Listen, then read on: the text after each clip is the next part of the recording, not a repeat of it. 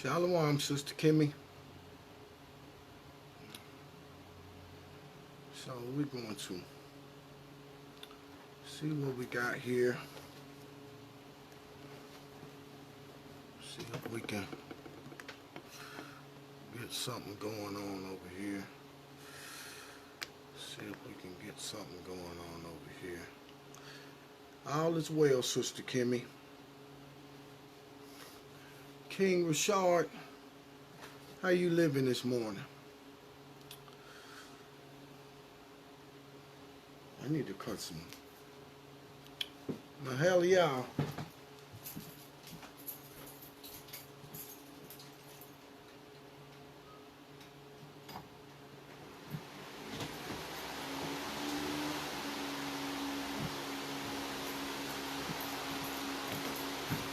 You see, we have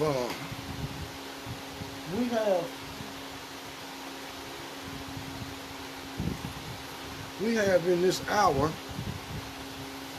everything is going right on schedule, just like the Messiah said that it would go on schedule. And we have many false prophets in the world, and we have many people that are being deceived right now.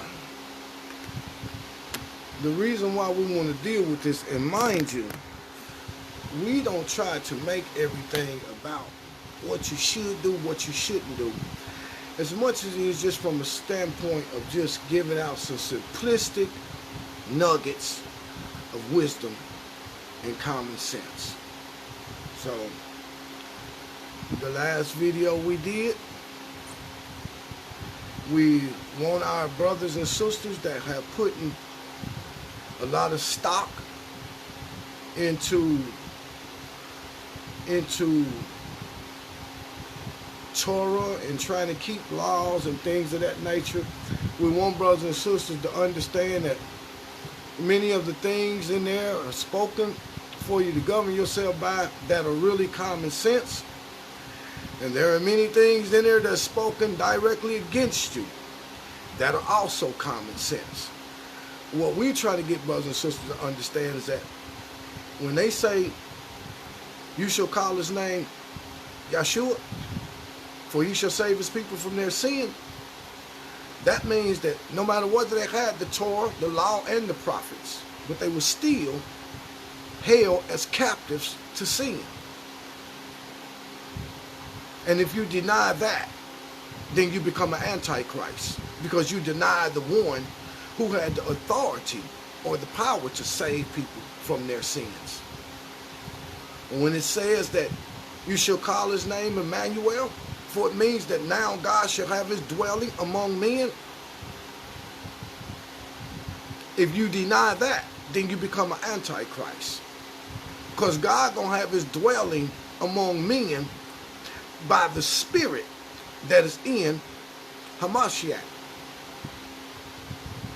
When you find another way to try to live and get into God's favor, you become an antichrist. It's plain and it's just that simple. And you can say that Jesus is, Jesus that, but I'm telling you the honest to God truth. You ain't gonna serve Yeshua HaMashiach and then serve your forefathers at the same time. You ain't gonna put all of the stock over here when this is the one that was given over here.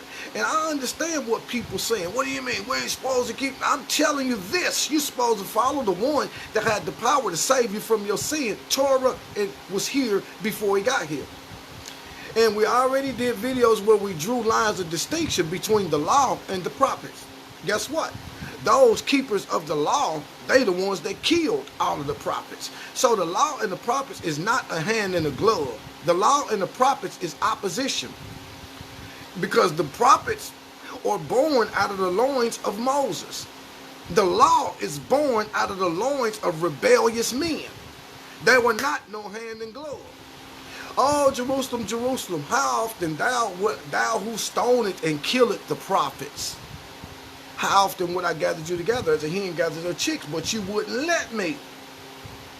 Jerusalem, Jerusalem, thou who kills and stones. Well, Why was they killing and stoning the prophets? Because the prophets was telling them the same thing that Moses was telling them in the book of Numbers. The prophets was being killed for telling the people the same thing that God told Moses when he was on the mountain. Get thee down, your children have corrupted themselves. They made a molten calf and they down there killing the animals and eating them. They doing what they learned in Egypt again. Get down here. Then we got a group of brothers out there that are controlled by the lust of the flesh, because that is another thing that was taught to the disciples. All is in the world, the lust of the flesh, the lust of the eyes, and the pride of life. When she saw that the tree was good for food and she took of it and did eat. It's the lust of the flesh and the pride of life, that being able to identify with the fact that I've been in an era and I just didn't know it. I never seen the scripture like that because of the things that people had taught me and what I've been under. But you know what? Now I see it for what it is, but I got too much pride. I can't go back out there to all them people and declare I was wrong. I was wrong. So I got pride. Man, generally my pride is attached to my flesh. You see? So that's how we did it. But to our brothers and sisters that have responded over the course of the last 2 years, that have not listened to your brother, but have heeded the word that have been delivered unto you, we're going to show you so that you can be encouraged in the days to come about the things that are happening. Do you not know? The time is coming because of the lust of our flesh. The time is coming. It's going to be coming here real shortly. The time is coming to where you won't even be able, aspirin won't even work on a headache no more. The time is coming to where penicillin won't work on a venereal disease. The time is coming to where you won't be able to take no medication and then stop an infection. And at the root of it is going to be this same thing right here that we're talking about. You see? To our brothers that's putting band-aids on their arm, we must understand, listen, this is something that men did. And if it's something that's men doing, they're doing it as a means to move or corral other men into specific places. This is not something that just came out the air and just started affecting people. This is something that was strategically done, heaped up in laboratories at the hand of scientists, and then put out there to get a particular result. And it's not unknown knowledge. You can look on your TV and see where everything came from. Now it's like we don't even care no more. They can know the truth. We already done smacked them on the arm. We can tell them the truth now. That's why last year when we told brothers and sisters, 2 years ago when we told brothers and sisters, there was some articles that were handed down. They got hurry up and snatched down to where the plan was to slap the arm 7 times. And they're already up to 3 right now. And people still standing in line. They don't care. They can tell the truth now. You see? When you start talking about being saved from something, the wise man's eyes is in his head. And a wise man foresee evil. And then he go hide himself. That means he make the necessary provisions what to be able to do. But as we said, we want to show you something that many brothers and sisters are not aware of that's coming. And so the sooner you can start ridding your body of dead animals' flesh, the greater your chances of survival are going to be. To my Hebrew Israelite brothers who claim Torah and claim sacrifice and claim all that, I want to read something for you before all of the brothers and sisters that are watching. And anybody can come in here with your question. Anybody can come in here with your opposition. And if an opposition in question is good, because it gives us an opportunity to find out where the truth is.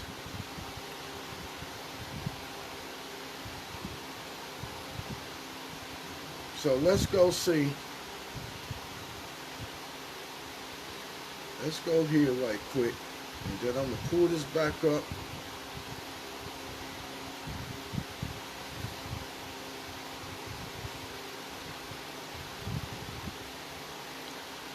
Because our brothers out here doing a lot of stuff that don't make sense.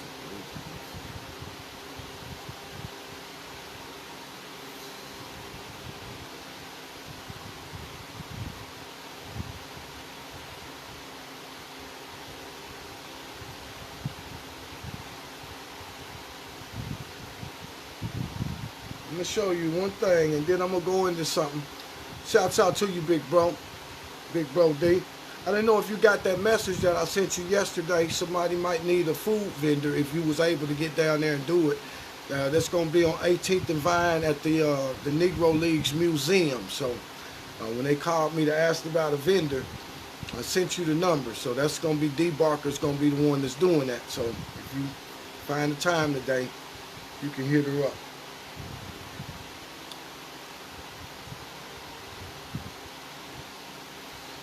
Let's see here.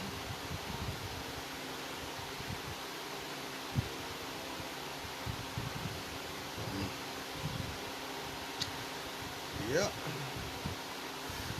I hope everybody's having a good day.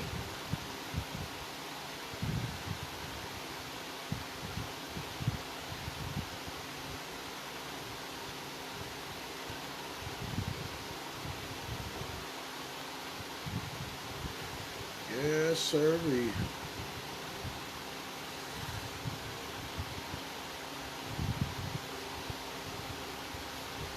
Now, let's go and read this right here. Let's go and read this right here. Let's go to Numbers chapter 18. Because, listen, you got to understand that there's many brothers and sisters out here, man, that's on a mission. You know, you about to come up into this set of what they call these high holy days and all this stuff that your ancestors was doing back then when they was in their own homeland. And they about to start getting people to start mimicking that. And they're going to add that stuff to themselves as though it's some type of righteousness that's being added to their life, or as this is a service that they giving to God. But I'm telling you, don't let no man deceive you. Take heed that no man deceive you.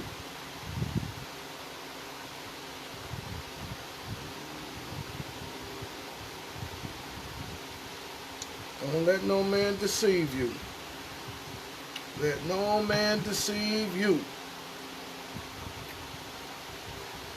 I want to get Leviticus 5th chapter. Let's go over there. Let's go over there and see.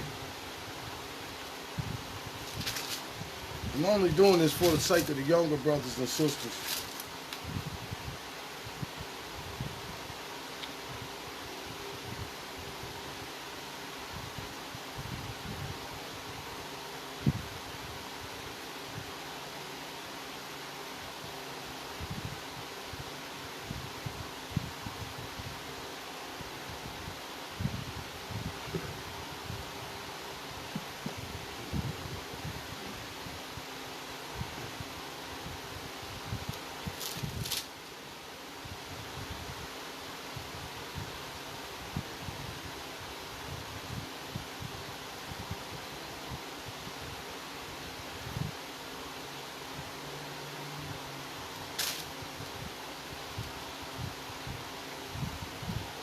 Now, let's listen at this and use your common sense.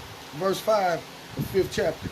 And it shall be, when he shall be guilty in one of these things, that he shall confess that he had sinned in that thing, he shall bring his trespass offering unto the Lord for his sin which he had sinned, a female from the flock, a lamb or a kid of the goats, for a sin offering.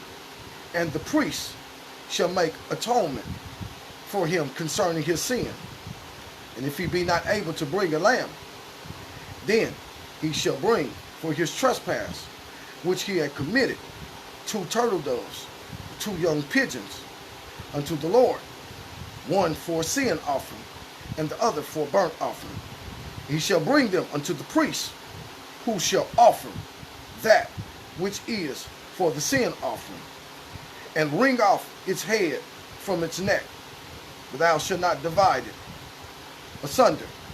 And he shall sprinkle of the blood of the sin offering upon the side of the altar, and the rest of the blood shall be wrung out at the bottom of the altar. It is a sin offering. And he shall offer the second for a burnt offering, according to the manner. And the priest shall make atonement for him, for whose sin it is, which had sinned, and he shall be forgiven him. First thing you got to understand, and when you start talking about these things, everybody want to attach these things. Unclean beasts, clean beasts, everybody want to attach these things to things that you can eat. You see?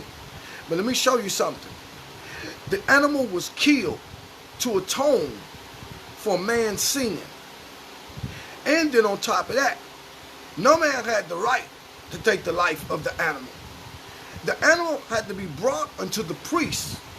And then the priest would kill the animal. The priest would dissect the animal. The priest would sprinkle the blood. The priest would do all of these different things. And then the priest would add that atonement for your sin based on what was done. Now, you going into the icebox, getting some pork chops out of there, throwing them in the skillet and eating them. How you gonna justify that? And how you gonna say your grace to something God told you He didn't tell you to eat? See, this is my only thing right here. You got brothers out here, they teaching things that don't make sense. First off, you don't have no temple. Second of all, ain't no animal atoning for man's sin. Third off, ain't no priest to deal with the animal that a man is bringing to offer on behalf of his trespasses against God. You see? Fourth of all, ain't no altar for the animal to go on. You ain't got none of these things. And you think because these things concerning sacrifice are written down in Torah and in Levitical law gives you the right to have an icebox full of dead carcasses? Come on, man. How long were you simple ones, low of simplicity, and you scorners delight in your scorning, as though God didn't tell Adam, of all the fruits of these trees you may freely eat, in the which is a seed bearing more fruit. This shall be called meat unto you. How long, you simple ones, will you love simplicity and you scorners, you fools, delight in scorning? You're scorning the Most High. You're not scorning nobody else other than yourself.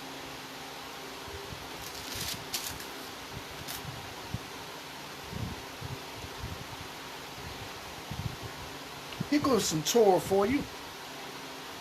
If a soul sin and hear the voice of swearing and is a witness, whether he has seen it or known of it, and he do not utter it, then he shall bear his own iniquity.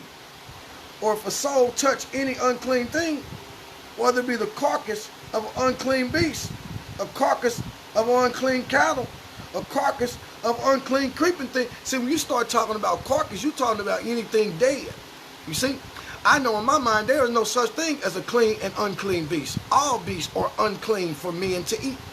All beasts are unclean for men to eat because God never gave men beasts as a food source. He gave men things that grow from the ground. He gave the beasts things that grow from the ground. He gave the creeping things that grow from the ground. He gave the fowls and the fish in the sea things that grow from the ground. And so you can't take and make a clean beast that's meant for eating. I'm just talking about using your common sense. So you got everybody want to get together. Everybody want to get together for this feast day, for that feast day, for this. But you know what? They ain't in Jerusalem for one.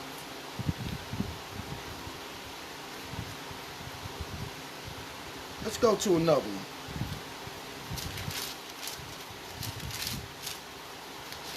Let's go to another one.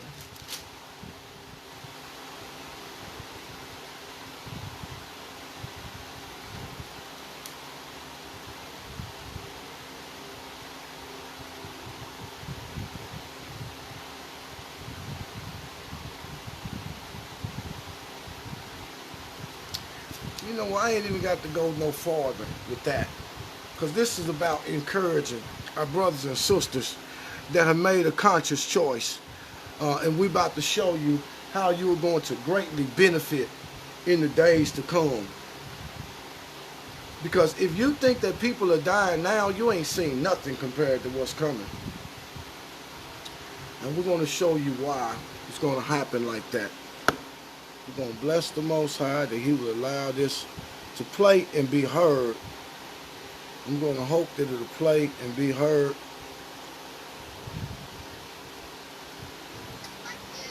This is I'll wait on the commercial to go. Nothing rhymes with The spread of the coronavirus. deadly new virus. How deadly is it? How fast can it spread? And how prepared are experts fear it could become a Can lead to pandemic? organ failure, pneumonia, and death. There's no treatment, so prevention is a top priority.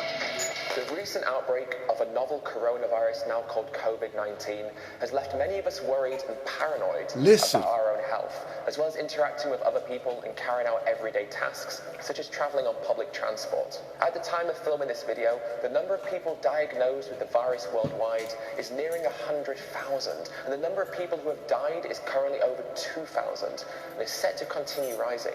Fears are growing that it won't be possible to stop the global spread of coronavirus. Health experts have warned that the chances of containing it are diminishing as cases appear in more countries. This means that COVID-19 has overtaken the SARS and MERS viruses in regards to the number of people killed and also infected. This video isn't about coronavirus. This is about something much worse, something that you may have never even heard of, something that experts have predicted will kill 10 million people each year by 2050. To put that into perspective, the World Health Organization has stated that cancer killed an estimated 9.6 million people in 2018. The risk is so urgent that a recent United Nations report claimed that common diseases are becoming untreatable, and the World Health Organization has described it as one of the biggest threats to global health. The risk is antibiotic resistance, a problem that occurs when bacteria adapt gradually. Now, what this is called is antibiotics resistance. And what that means is that when we get certain illnesses, we can go and we can get antibiotics. And those antibiotics, they can help us. They kill the infection. They can help us with the colds that we get when you have surgeries. The antibiotics is what stamps out infection. So this is classified as antibiotics resistance. And this is something that's happening in the world right now by the experts and all of the people in the medical field. They are in an uproar right now, and they are scrambling. They are scrambling with everything that they know to try to cut this thing off before it can get to the point to where it's on the way. But that's going to be hard to do. You have to understand that the Messiah, he declared in Matthew 21st chapter that if I didn't come back and shorten the days, no flesh would be spared. That means that everything that's made of flesh and blood, whether it's the things that fly, whether it's the things that creep, whether it's the beasts that move on fours, or whether it's the people in this world that's made out of flesh and blood. He said, if I didn't come back and shorten the days, all flesh would be killed and would be destroyed. There's your prophecy right there. Now, I want to know how you, mimicking, walking in the footsteps of your dead ancestors, what kind of impact is that going to have on this particular thing? Let's go. Antibiotics resistance. Pay attention. Causing antibiotics to become less and less effective until we are left with diseases that we are unable to treat. If we can't get this under control by 2050, not long, the worldwide total will be 10 million deaths a year. Currently, around 700,000 people around the world die due to antibiotic-resistant diseases every single year, with over 200,000 of those deaths coming from a drug-resistant tuberculosis. Yet even though the number of people being killed right now by antibiotic resistance dwarfs the number of people at risk from COVID-19, many of us have never heard about this problem. The problem is becoming so severe that issues like urinary tract infections and STDs are becoming resistant to treatment. There is even a super-resistant strain of gonorrhea, which has developed resistance to nearly all of the antibiotics used for... You hear that? 200,000 people a year is dying because the tuberculosis antibiotics is no longer working. It's resistant. They got STDs, things like that. They used to give you penicillin. It ain't working no more. You got a super strand of gonorrhea out there that they don't have no antibiotics that can put your body back right. It's resistant. Any form of antibiotics, what you're going to start having people die just because they got a common cold. Simple things that we used to be able to go to the hospital and get treated for, people going to be dying from them. You know why? Because the medicine, the antibiotics that they're giving you, they're no longer able to work because these strands are being resisted. That's what just happened with the CV. Oh, they said, oh, get the CV, get the Band-Aid. Oh, then it's resistant. It's resistant. That one didn't work. It's a greater strand. It's putting up resist. Oh, get another one. Get another Band-Aid. Oh, it's resistant. It's resistant. Now you got your boy that come on and say, well, he projected, he's almost positive that everybody gonna have to have at least 3 of them in order to be in the safety zone. Well, that's what they said about 1. That's what they said about number 2. Now they up to number 3. Now what's going to happen when it get to number 3? So these are some of the things that we want to be mindful of, and we're going to show you what's at the root cause of it all. Treatments.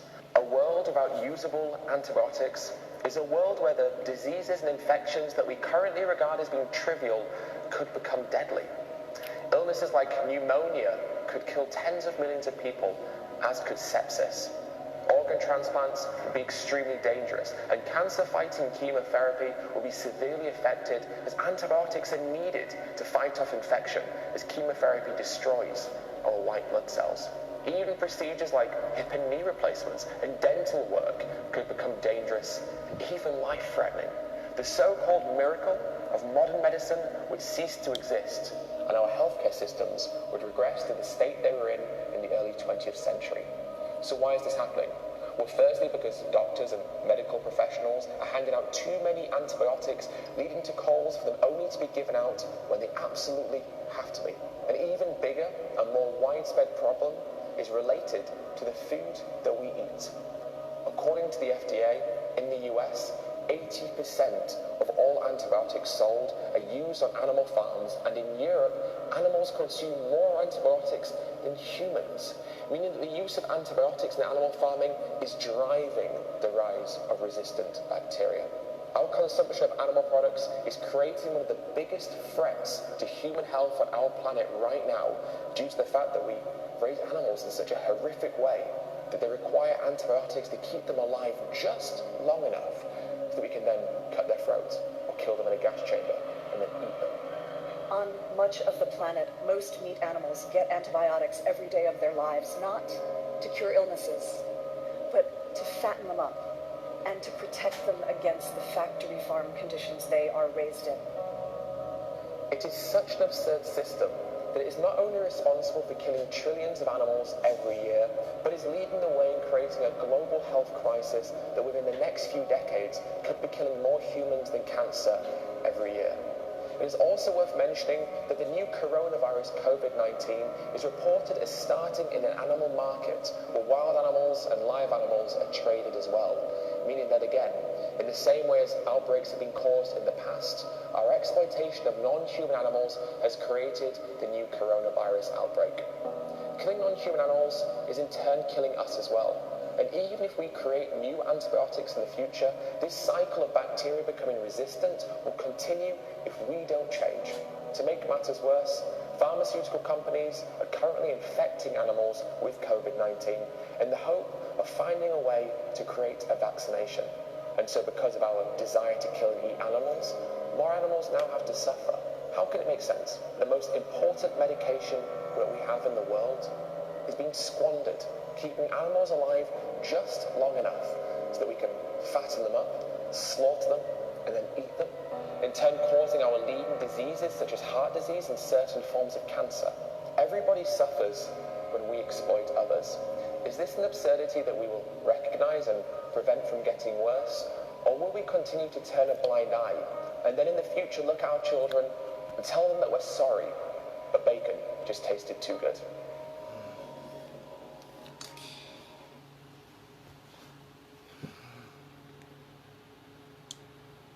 Now, when I seen that article, some things should shake you up.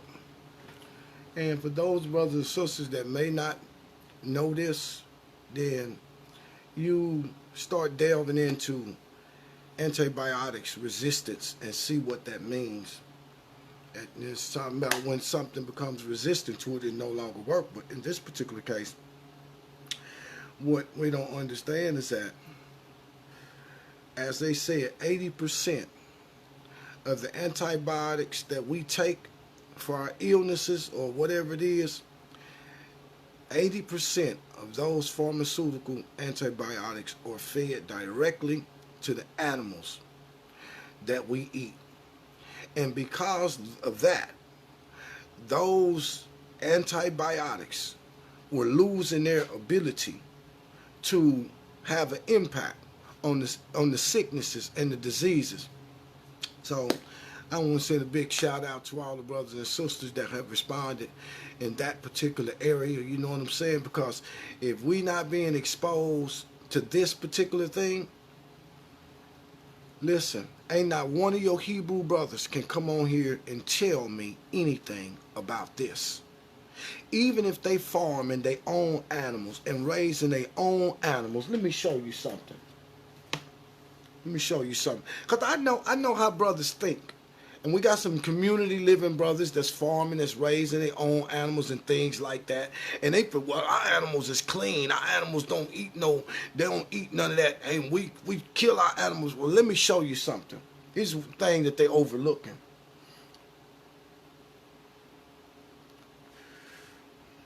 Here's the thing that they're overlooking. And everybody always talking about Torah, Torah, Torah. I wonder what kind of, y'all be tearing pages out the Bible.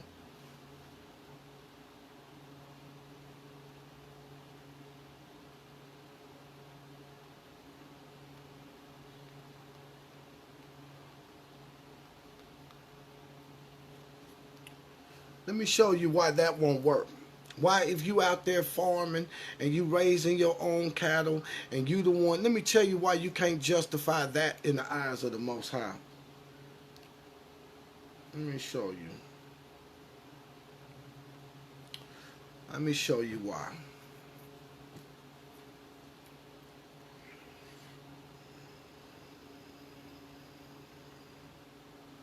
Let me show you why.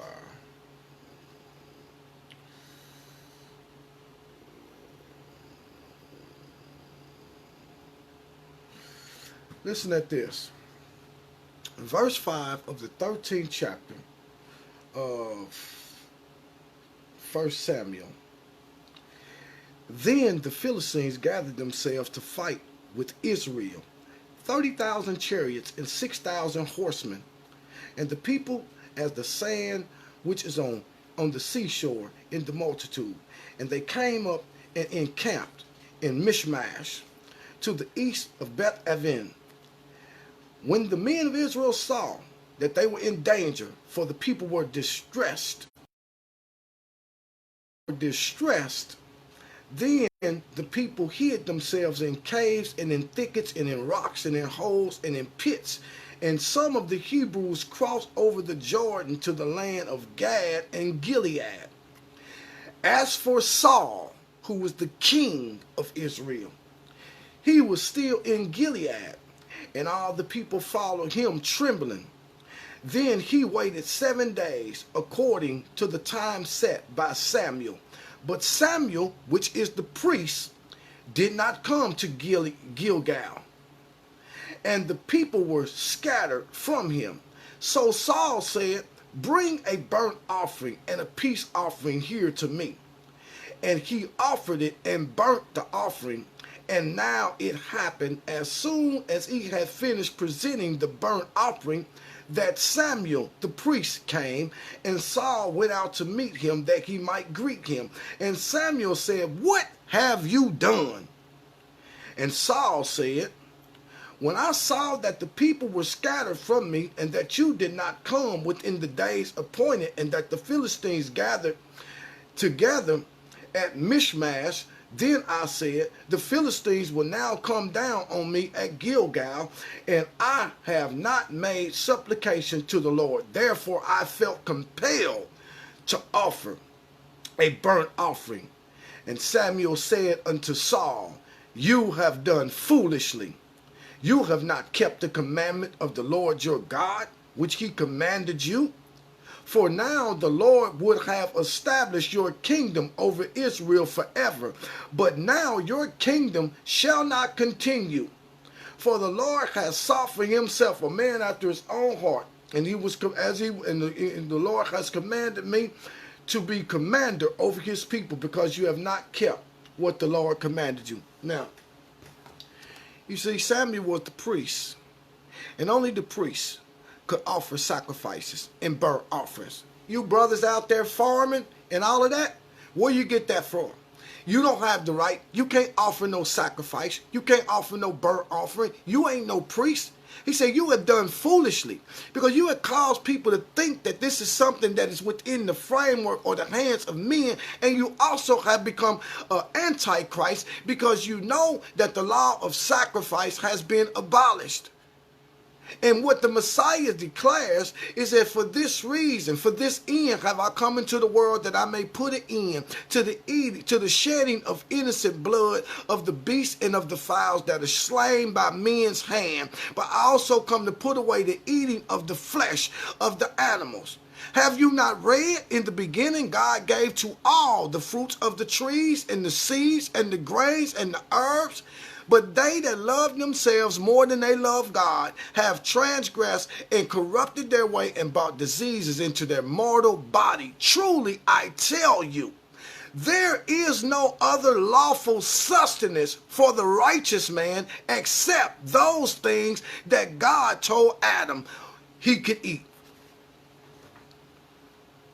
So you can be out there, well, we raise our own cattle, we make sure that they eat clean. Well, you ain't no priest. And you ain't atoning for nobody's sin through murder. You ain't killing no animal to atone for nobody's sin. We're killing the animal because we're driven by the lust of our flesh and the pride of our life and the lust of our eyes.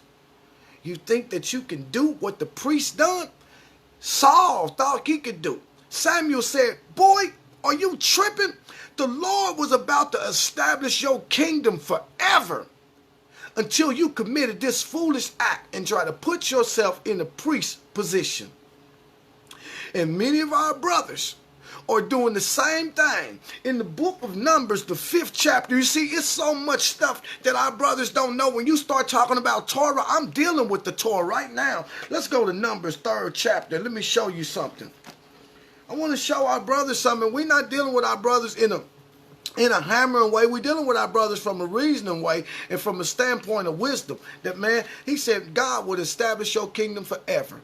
He said, why would you want to go out there and put yourself in my place when you're not a priest? Why would you want to go and do the work that only I could do? Because you have transgressed the Most High in this manner. Because he ain't hearing you. He's speaking to me, and then I'm speaking to you. And that's why he have me to go in and do these things. And then as he speak to me, I come. He said, why would you covet the priest's office and go and try to do priestly things? He said, because of this, not only shall your kingdom be torn away from you, but you also shall die in battle from that thing that you have committed. Because it's written in the book that whosoever comes near the office of the Levitical priest would be put to death. Let me show you. Let's go to Numbers chapter 3. You felt that one, huh? Let's go to Numbers chapter 3.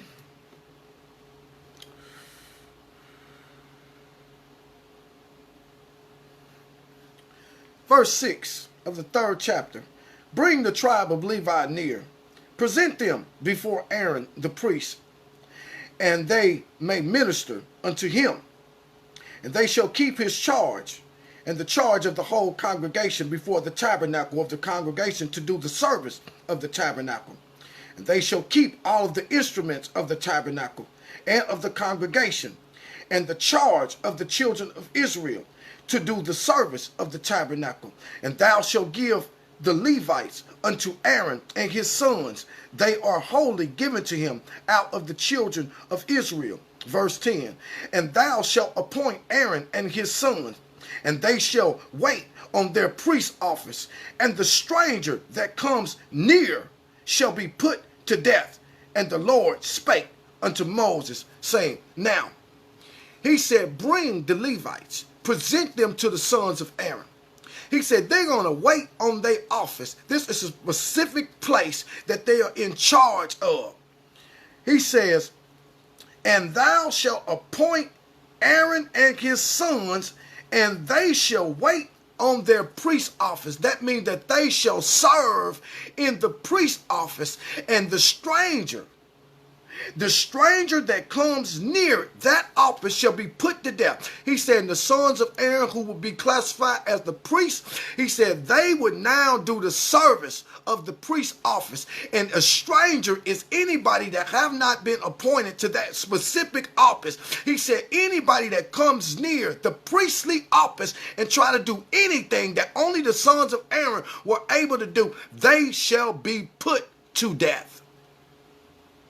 And Saul lost his kingdom, and he was put to death.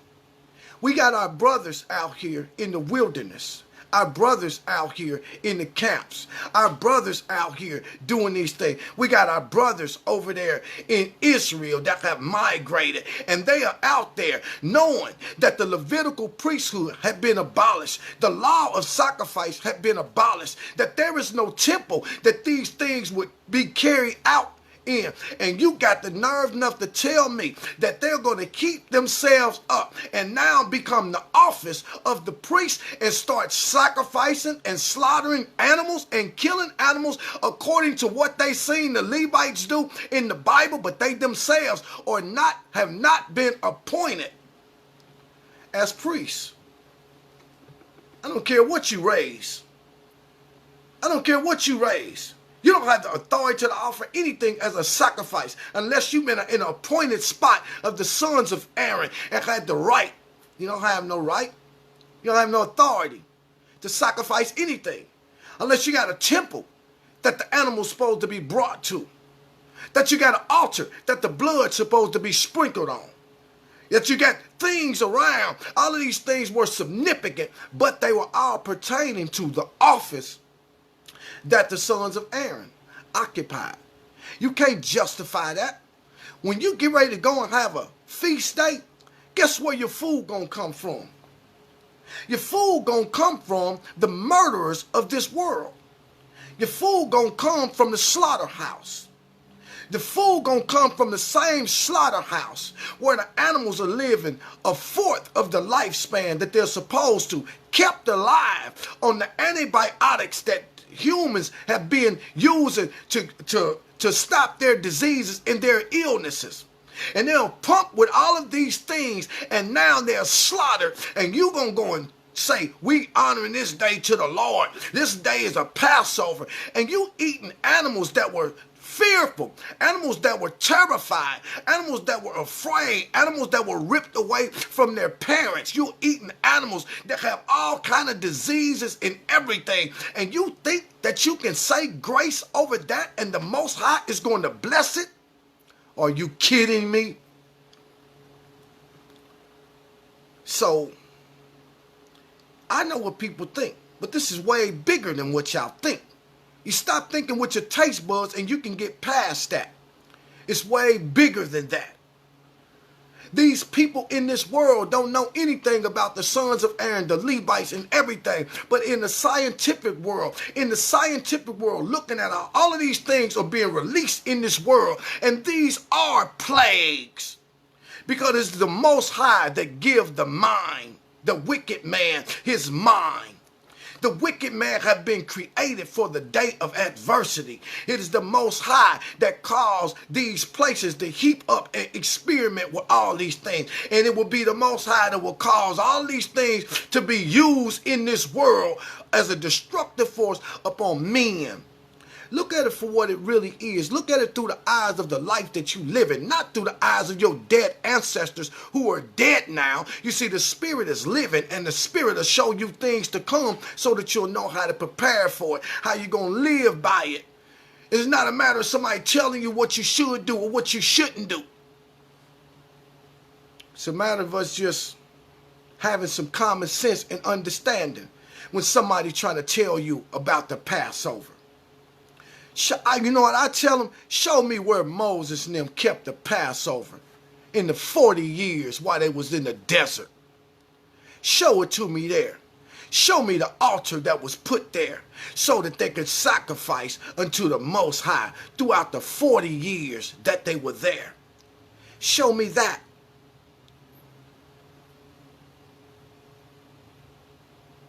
You see, and at the root of it, at the root of many of these things, it's superficiality.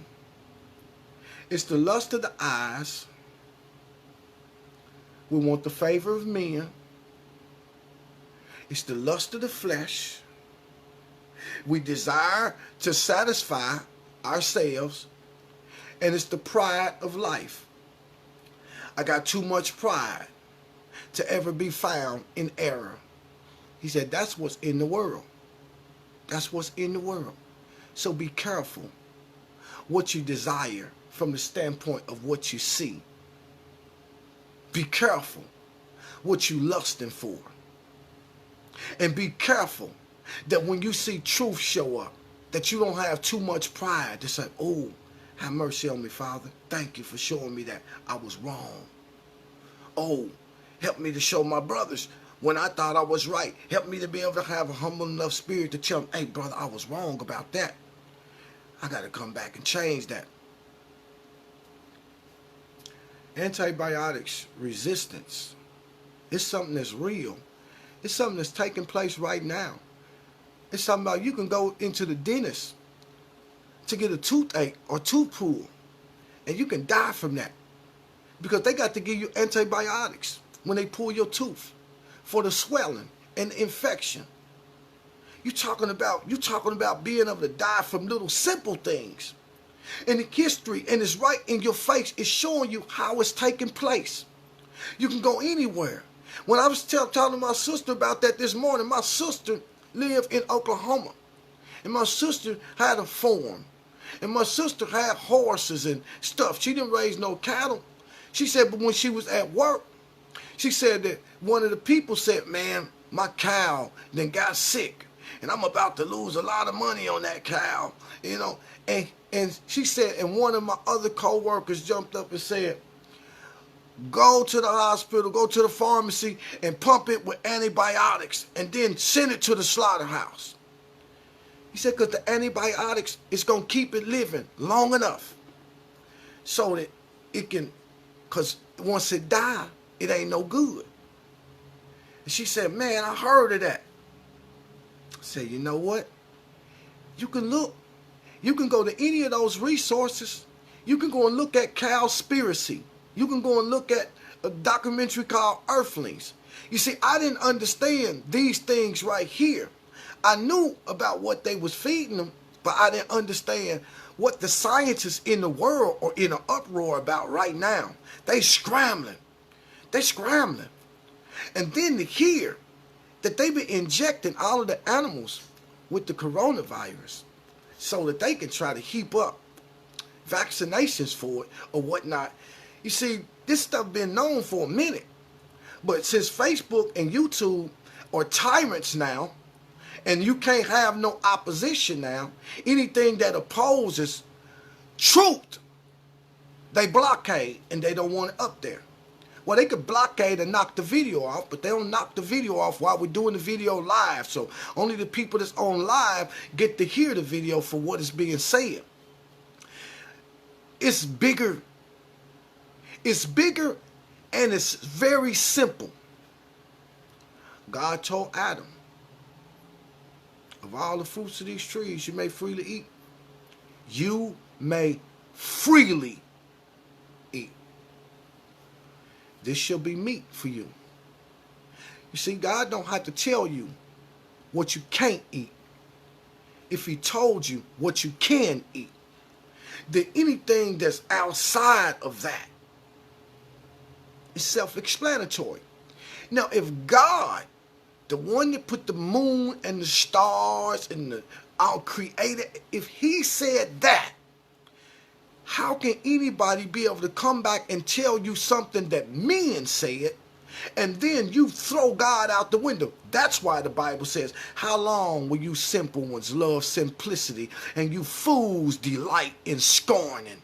Because you can't scorn and you can't mock God. You can't never undo anything that God did, anything that God said. But there be many that will say God said something that he didn't. You want to know what God said? I tell people all the time, go look at the first 6 days and then the 7th day. The 7th day, when they say I rested, it lets you know I ain't got to change nothing. I ain't never going to change nothing. I ain't never going to do nothing again. I'm resting. Everything I was going to do, I did from day 1 to day 6, and it was all good. I'm a rest. I'm a rest for eternity. For as long as the sun is shining, long as life, and long as people and animals being born, long as the fish, he said, I ain't got to raise up and do nothing else. I can sit there and rest to the end, from eternity to eternity. I ain't got to do nothing else. And you got people out there making people think that God said something different than what he said. Well, let me show you. Let me show you. Well, God dealt with the prophets. God dealt and spoke through the prophets. Now let's look at this. Let me show you 2 things in here. Let me show you 2 things in here.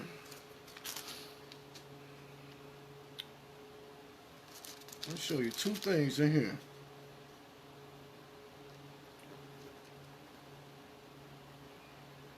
Let me show you.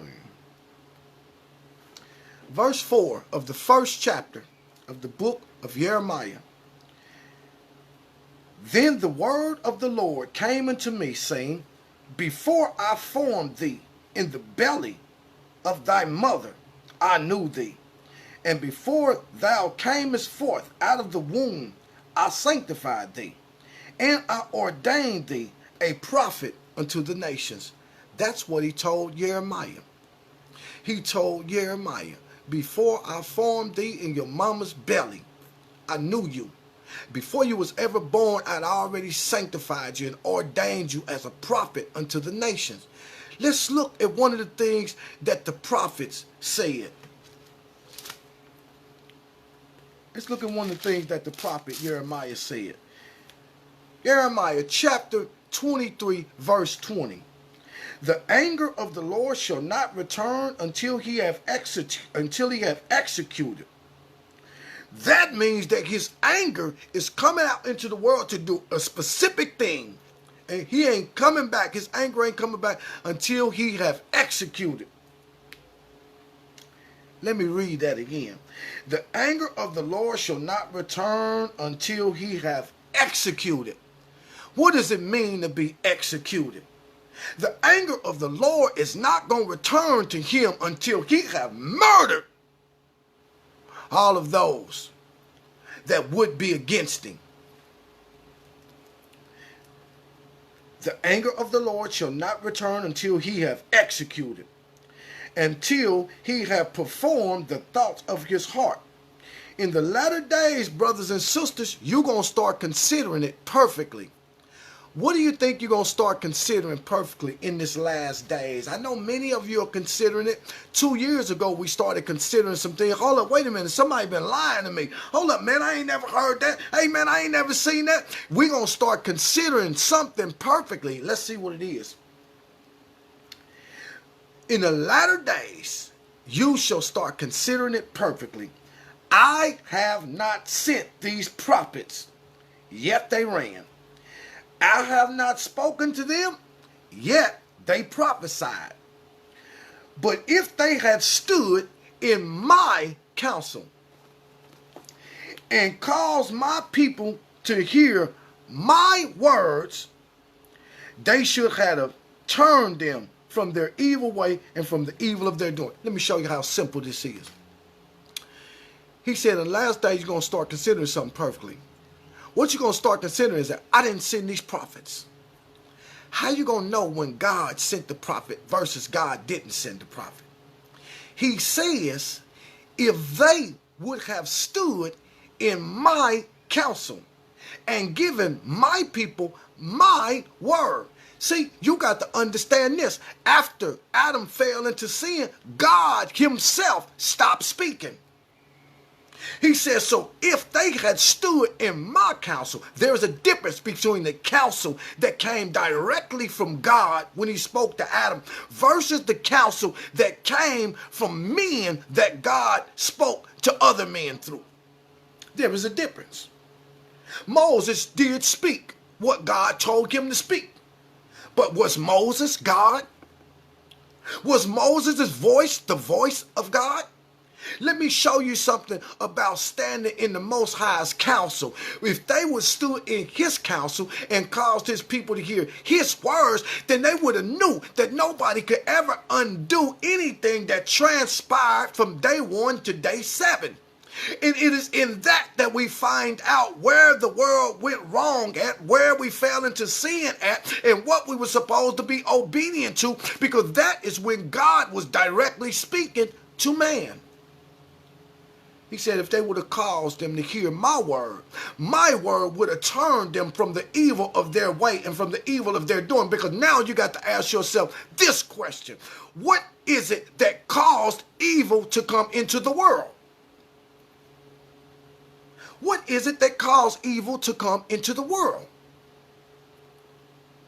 It was Adam's transgression against the Most High that brought evil into the world. And when we cause people to hear God's word, it's God's word that'll show them where the beginning of an error came from, where the beginning of sin came from. And when you can see where the beginning of a thing come from, now you can understand what you need to do to correct it. He said, but they didn't come. I didn't send these prophets. If you got people out here directing you back to the Torah, they're not directing you to the voice of God. God ain't speaking in no Torah. You got Moses speaking. But as we said, Moses ain't God. And you can put Moses on a pedestal if you want. But when the people came to Moses and declared, is it lawful for us to put away our wife or anything? Moses said, you know what? He written us a bill of divorcement. Now look at the line of distinction that's drawn between Moses and Yeshua HaMashiach, the one that came to save people from their sins. They came to Yeshua and asked him, well, if Moses, why did Moses grant us the right, a bill of divorcement? And you telling us, he said, listen, Moses allowed you to do certain things because you went in rebellion against what God originally told him. He didn't tell you to do it because it was something that he was sanctioning. He said he allowed you to do it because of the hardness of your heart. Yet Moses spoke for God, right? But Moses, even though Moses spoke for God, he still permitted the people and allowed the people to do things that was against God, so God wouldn't kill them. Now the Messiah says, have you not read in the beginning God made them male and female? Messiah always take you back to the beginning. Have you not read in the beginning God gave to all the fruits of the trees, the grains of the field? Have you not read in the beginning that it is written that a man should leave his father and mother and cleave to his wife, and no man can put asunder what God got joined together? Have you not read? Have you not read? Have you not read? Have you not read? No man can undo the incomparable word of the Most High, everlasting Father. Anybody that come along and try to tell you something different, you got to depart from that. I heard what the prophet said. Let's keep reading. They had stood in my counsel. They would have redirected my people back to the time that I was speaking. They would have let the people see what I said to Adam. They would have let the people see where Adam went wrong, where he transgressed, where he rebelled. When they seen that, now they would have knew how to turn from their own individual sins. You see, I heard what the prophet said, that prophesy lies in my name, saying, I have dreamed, I have dreamed.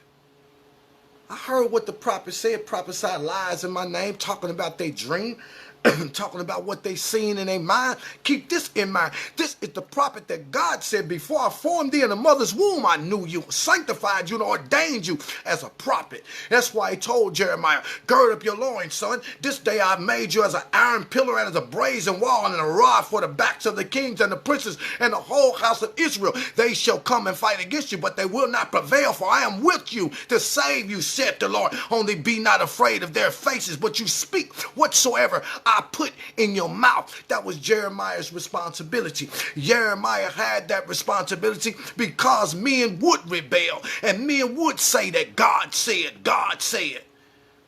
No, that ain't going down. I heard what the prophet said. The prophesy lies in my name, saying, I've dreamed, I've dreamed. How long shall this be in the heart of the prophets that prophesy lies? Yeah, they are prophets of the deceit of their own heart, which think to cause my people to forget my name by the dreams they tell.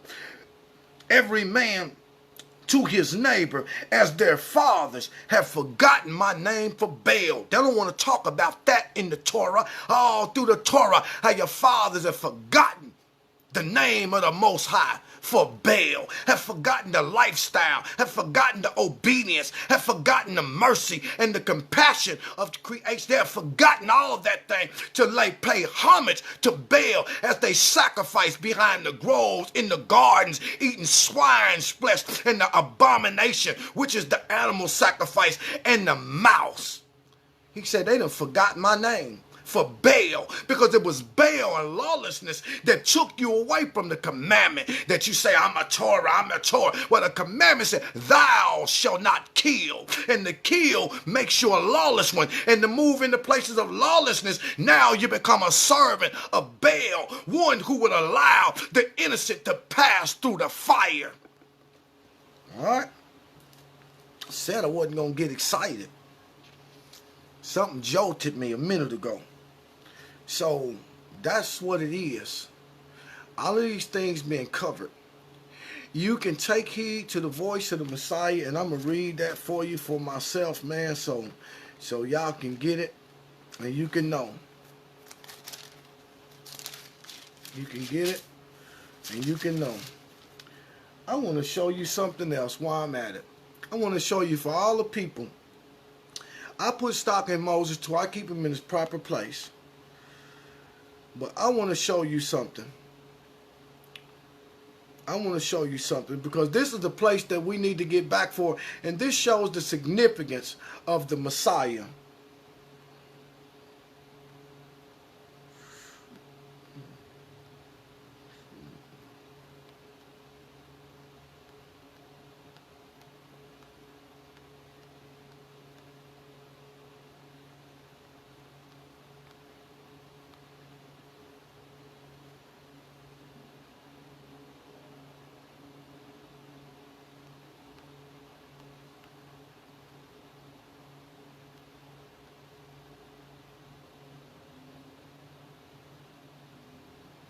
Watch this.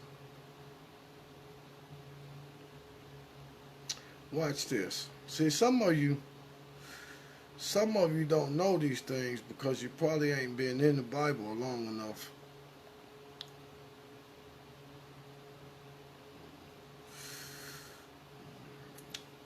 But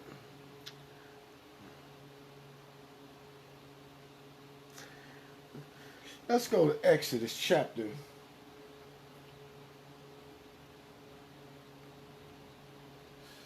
Let's go to Exodus chapter 20. Let me show you something about Moses. Some of our brothers got some things twisted out here, and we want to deal with our younger brothers and sisters that genuinely trying to learn Yeah, well, Adam, it wouldn't be no Israelite if Adam hadn't fell into sin. The Israelite only exists. The Israelites' very existence is a result of sin. Abraham's existence is a result of sin. Enoch, all the 7 sons from Enoch down to Noah, they existed. Methuselah, they existed because of Adam's sin. If Adam didn't sin, there would be no need for any of them to exist. We will exist in the form of mankind on this earth, but there would be no need for anybody to be carved out for a specific purpose with a special function if it was not for the sin of their father. If their father had never sinned, he never would have had to say, Noah found favor in my sight, because in a sinless state, all of us would have had favor in the Most High's sight. So with all that we get, let us get an understanding. Okay, we're going to go to Exodus, and I want to show you something about this. Let me show you what I'm talking about, and this is what I'm going to make perfectly clear, because this is going to line up with Jeremiah. In the last day, you shall consider it perfectly. I have not sent these prophets, yet they read. I did not speak to them, yet they prophesied. But if they stood in my counsel, they would have redirected my people back to my word, where they could have heard my word for themselves, and they would have understood, because they would now be listening to me and not men. And Moses attempted to do the exact same thing. It was Moses that was trying to redirect the people's understanding back to hearing the voice of God. We're going to show you that.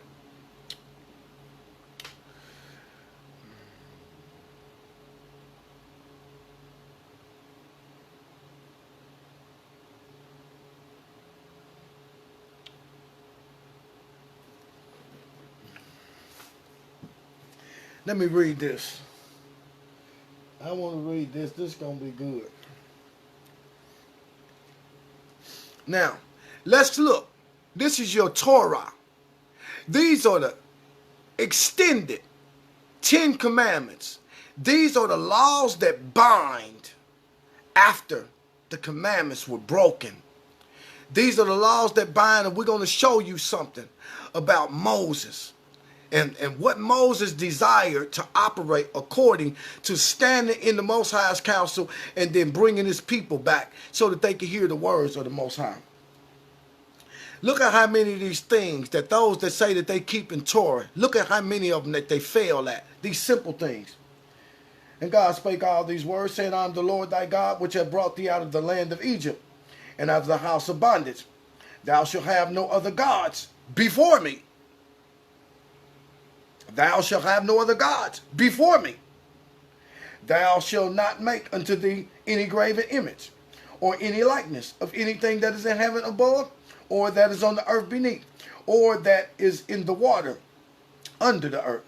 Thou shalt not bow thyself down to them, nor to serve them, for I am the Lord thy God, and I am a jealous God, visiting iniquity upon the fathers and the children to the 3rd and 4th generation of them that hate me, and showing mercy unto them thousands of them that love me and keep my commandments.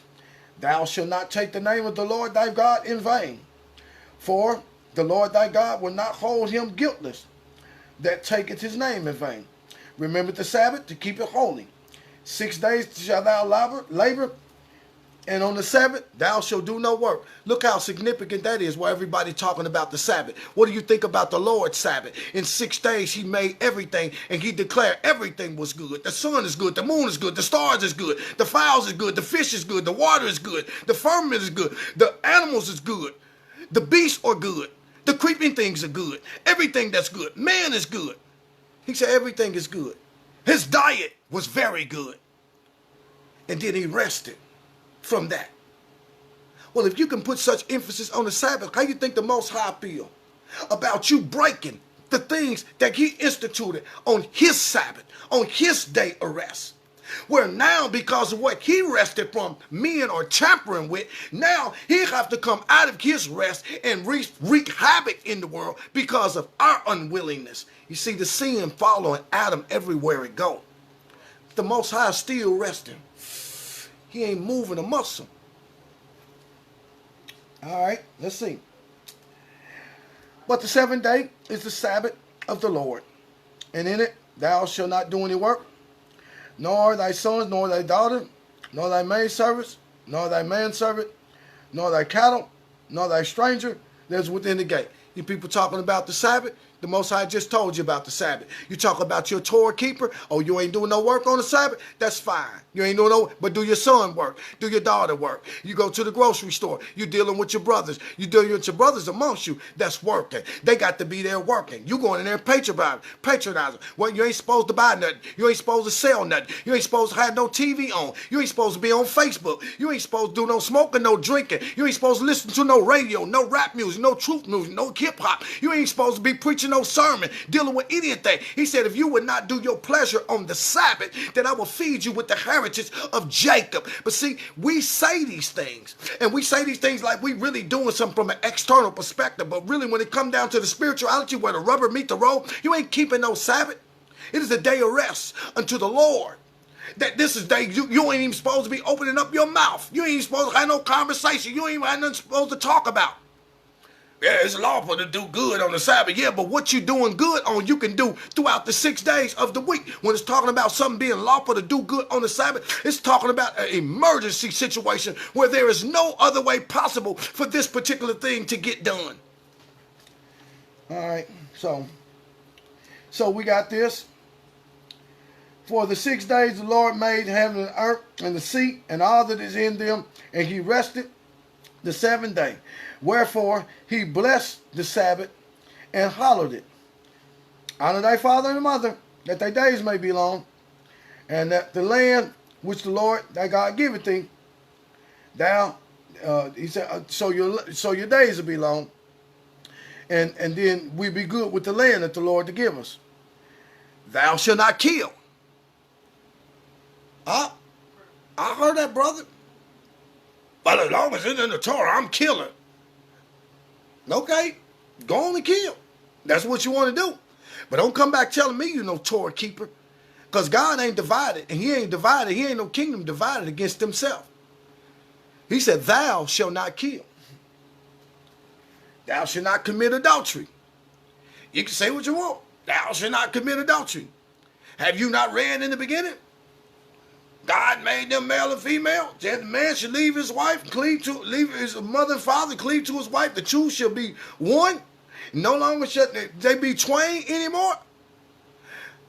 Thou shalt not commit adultery. You can make whatever sense you want. Where you get it from? Whose voice you hear? I'm showing you what God said. That's what the Messiah do. When you hear the Messiah's voice, the Messiah redirect you back to what God said. And he show you the error that men are dealing with. You see? You can feel however you want to feel about it. Thou shalt not steal. Jeremiah said, woe to him who steals my word from my people. Now, not the house, no out, it don't matter. Many of you understand just a few months ago, last month sometime, we had several brothers out there taking the videos, chopping the videos up, and making my words say something that they wasn't saying because they didn't understand or whatnot. But guess what? God said, thou shalt not steal. Jeremiah said, woe to the one who steals my word from my people. When you take and you do things like that, what you literally become is you become a thief because you are stealing the word in its true form from the people that God mean for it to receive. You can't get the full impact from a video if you're chopping up, going to 5 seconds and then going to 2 minutes and 20 seconds, then going to 3 minutes and 30 seconds. You steal it. Whoa, thou shalt not steal. But you say you're a Torah keeper? See, y'all don't understand. This word go way deeper. These things pass physical standpoint and go all the way down to the spiritual standpoint. Because he who cometh up, entering in not by the door, is as a thief and as a robber. There is only one way. I am the way. I am the light. I am the truth. I am the door. If any man enter therein by there, he shall find pasture and rest for his soul. But he who try to come in some other way is as a thief or a robber, because the Torah that came before me, the prophets that came before me, Moses that came before me, all of those that preceded me are as thieves and robbers, and you can't come in no other way. Thou shalt not steal. You can't find no other way to walk through the door. You talking about you a Torah keeper? Thou shalt not bear false witness. When you don't have a full comprehension of what's being said and you go speaking ill against your brother, you become one that bears false witness against thy neighbor simply because your mind can't comprehend what's being said. But you a Torah keeper, thou shalt not bear false witness, as we are with this brother's out there, this brother over there, that, this brother over there. We let the word undress people. We don't go and undress them because of our personal opinion or what we think about them. But thou shalt not bear false witness is when you go out and you don't understand a person's mindset, how they arrived at that trait of thought, and then you just start speaking ill against them. You become one that bears false witness and at the same time declare, I'm keeping the Torah. You ain't keeping no Torah. Thou shalt not covet thy neighbor's house. Thou shalt not covet thy neighbor's wife, nor his manservants, nor his maidservants, nor his ox, nor his ass, nor anything that is his neighbor's. You be surprised at how many brothers can't wait till these feast days come just so that they can lay their eyes on women that don't belong to them. Never mind, the husband might not be there. It might not even be, something of that nature, but you're laying eyes on it. Covenant. Oh, man, did you see that? Oh, I like to have that. Oh, man, that's good. Oh, man, I can make her another wife of my own. Thou shalt not covet anything. Oh, man, look at that dude. Oh, man, his numbers are through the roof. Oh, man, look at that. He got 10,000 views, 40,000 views. Man, that's 160,000. Oh, look at that. Thou shalt not covet. Thou shalt not covet anything as simple as a Facebook video can make you mad or make you jealous. Because, man, I wish I had that. I don't know why that dude. Why everybody want to flock to that sister right there. What? Thou shalt not covet. And you tell me that you keeping the Torah?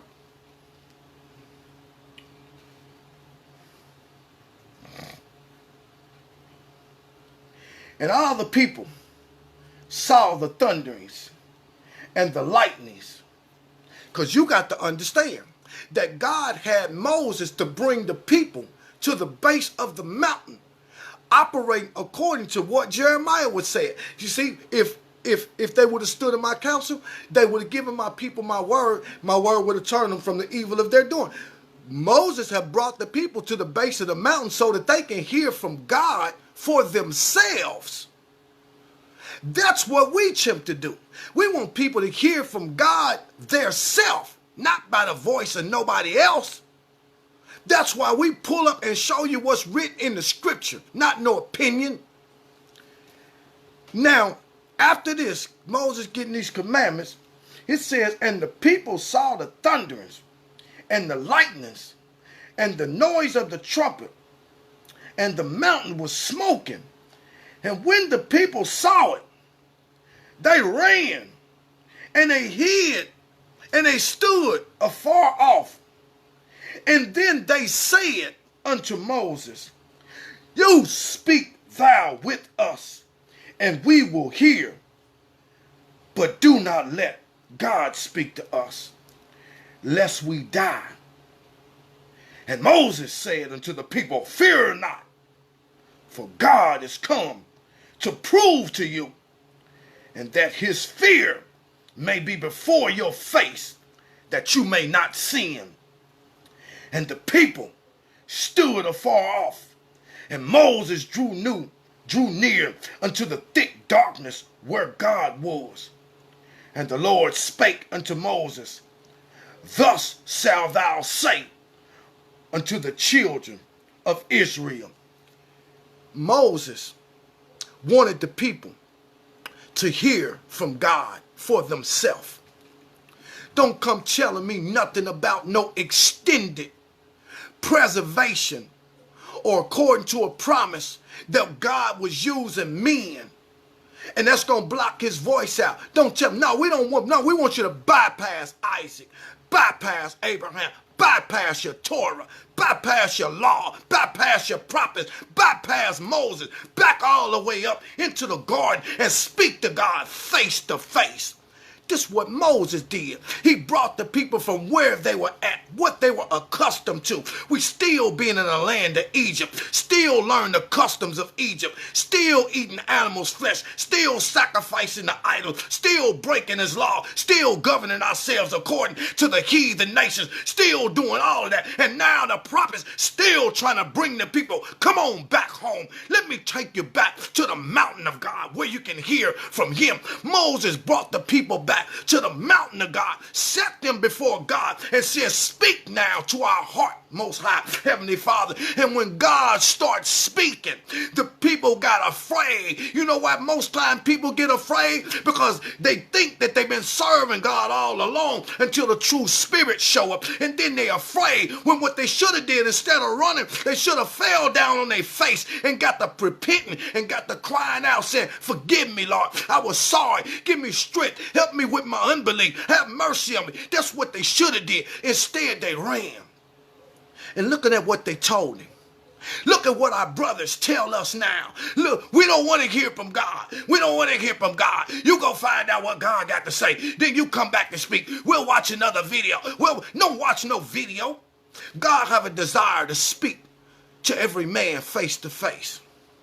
When they seen the power that was coming from being in the presence of God, they was afraid of it. Many people rather had this superficiality, this outward expression of so-called righteousness. But baby, let me tell you something. You ain't seen nothing until you get the courage enough to stand in the presence of God and see these mighty things that he's doing. See the spirit start burning in you. See things start happening. See you start hearing voices and seeing things that you ain't never heard that would make you afraid, make you want to run. But you know that wherever God's presence is, there you'll find his power too. You can walk up to one of your brothers and you can heal them. You can get them out of the place that they've been into. But many people are afraid to be in the presence of God. You're afraid to have a spirit of light burning on you that will cause people to run when they see you. When they seen Moses come down out of the mountain and the veil of the Lord, he had to put a veil on his face. He was burning so bright and glowing that the people took him for a ghost and they were afraid of him. Those are the type of things that happen to you when you get face to face with the Most High. But many people are scared to death to be in the presence of the Most High. And you rather say like they said, oh no, you go speak to him. That flame that's coming off of you, I don't know if I can handle that. I still want to do a little cooking this over here. I still want to do a little cooking this over there. I still ain't all the way right. If I get that thing on me that's on you, it's going to make all of my pleasurable things just dissipate. Listen, he desired for them. He said, I'm going to take you. I'm going to take you. I want you to see. I want you to see face to face. If you think I got a glow on me, wait till what's going to happen. The glow that's on me, it's going to get on you. The power you see me moving by, you're going to be moving by. But see, they had wickedness in their heart. They didn't want to do that. They'd rather walk around pretending. They'd rather walk around pretending that they serving God. They'd rather walk around pretending while they doing things that the wicked forefathers that was too scared to be in God's presence was doing. They'd be rather walk around like that than to walk around like Moses. Don't tell me nothing about what Moses did and how you feel about Moses. When Moses tried to bring you back into the presence of God so you can hear what he had to say, you ran. When we try to bring you back in the presence so that you can hear what God got to say and not what men got to say, they chuck their tail and they run. Go on and run to the next place that you're going to. But whenever you get there, you just know that the presence of the Most High have covered the face of this earth in the same manner that darkness have. So that's what the people said. And when the people heard the noise, I'm telling you, you get in the presence of the Most High, you'll hear noise, baby. You'll hear noise. You're going to hear some noise. You're going to see some lightnings. You're going to see some thunders. You're going to see some earthquakes happen. You're going to see things start happening and shaking up that you knew only God do. They seen that. Many of the brothers and sisters, they might see that happening to you. They say, oh no, every time this dude show up, every time this sister show up, it's something moving. That's because our God is a God of war. And when he moved through the earth, the whole earthquake, that means that things start changing. Things are different. You ain't going to come into people's presence and then you're going to leave and they're going to be the same way that they was before you came. Oh no, baby. When he changed, when you got the presence of the Most High with you, wherever you go, it's going to change the whole situation. Somebody's mind going to be changed. Somebody might be mad. Somebody wants you to leave. Somebody wants you to get out of there, like they told the Messiah when he got the demons out the demoniac man. The whole town got together and begged him to leave their coast. Oh, get out of here. Oh, get out of here. We don't need that kind of power around here. You moving in some supernatural stuff. Some people will call it a cult. Some people say he's into witchcraft. Some people say he's using magic. But Moses knew what it was, and the people knew what it was too. And they were scared to death of it. And you know what they said? Same thing many of us say. I don't know if I can handle what you have. I don't know. I don't know if I want to be around people and just out of nowhere I done flipped out and start crying. I don't know if I can handle that. I don't know if I can just handle it. And I'm quiet and everything. Next thing you know, I'm loud and obnoxious. And I don't know if I can handle that. I don't know if I can handle that. I ain't got that type of thing. I don't know if I can handle that, giving my rent money away. I don't know if I can handle that. I know that's a good thing when I look and see it on you. But listen, I don't know if I can handle that. I don't know if I want that. They ran. They said, nah, I'll tell you what, Moses. You tell us what God said, then we'll do it. But how many of you know? Have you ever went to go tell anybody what God said and what they say to you? How you going to tell me what God said like he know God? I mean, you know what I'm saying? Well, if God want me to know God to tell me himself, you know what I'm saying? He will, but you know what? I don't know how he going to tell you himself when we can't get you over there in his presence. He said, no, you go and tell him. Whatever he tell you, that's what we going to do. And this is how you start getting the written word. And this is how God started using Moses. It wasn't God's intention to want to use Moses, but the people were so afraid that God had to speak to the people through Moses. They said, listen, Moses, we don't know what you possess that's different from us, but we know one thing. You got it, and we don't. Because where you can go and enter into that dark place where it's thundering and where it's lightning and all that stuff is going, and you can see us running, and we climbing up under rocks and diving in pits and we doing all this stuff trying to hide. You standing there like ain't nothing wrong. He said, you got something that we don't have. Whatever it is that he gave you to be able to do that, we don't want it. He said, because he can speak to you like that. But if he speak to us like that, I'm going to die. I'm going to die. So, God started speaking to the people through Moses. But a lot of times, it's just another cop-out. People don't want to search the scripture for themselves. They don't want to have a face-to-face with God for themselves. They don't want to go in the closet and pour out all of their business to themselves. They'd rather get on the phone and talk to somebody that can't fix nothing, that got the same issues. They'd rather put their trust in a man that's just as weak and timid as they are. They may put their trust into somebody that's dressed up outwardly, but, you know, buffed on the outside, built on the outside, but weak as a sissy on the inside. And see, they would rather do all of that than to come face to face with the Most High. But if we don't find a way to do it, this is where we're going to be at. So, remember what we said about the antibiotics resistance. And we dealing with these things, dealing with Torah, because it's our brothers that's treating this clean stuff, unclean stuff at the hands of men who have omitted everything that God say and then saying that they serving Yeshua HaMashiach. Well, how you going to serve Yeshua HaMashiach when you don't listen to what he's saying Because only thing he said was what his father said, what Moses said, what all the prophets said. You have threw what he said out the window. You have threw what the prophets said out the window. You have threw what Moses said out the window. You have threw what God said out the window in order to hold on to your wicked forefathers and what they said. You don't want to be caught up under that umbrella.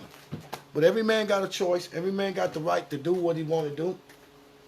Live his life how he choose to. I only pray that the Most High will give us strength, because as I said, look in the world that you live in and go see for yourself. So let's take it out the Bible. Let's just take it out the Bible.